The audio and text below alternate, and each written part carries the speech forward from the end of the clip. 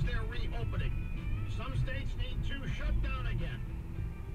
And then Dr. Fauci said, well, not maybe shut down, just pause. Pause what? And now, from sunny South Florida, it's Open Line Friday. Oh, yeah, Open Line Friday. And looking forward. I've got to tighten the screw here, folks. This microphone might fall in on the desk. Here we go. Yeah, Open Line Friday, which means that whatever you want to ask about or comment on is fine and dandy. Monday through Thursday, you got to talk about things I care about. And we don't have that rule on Friday. So it's just it's less restrictive, if you will.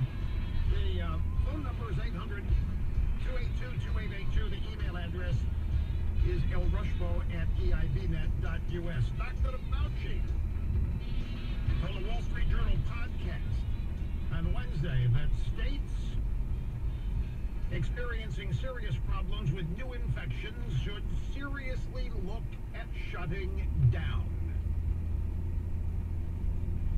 No. How can anybody suggest? It is senseless.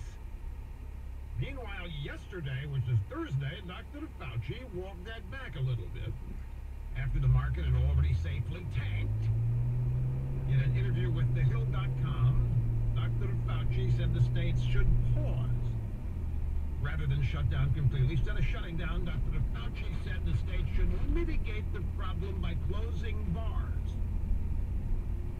washing our hands, and wearing masks, and social distancing.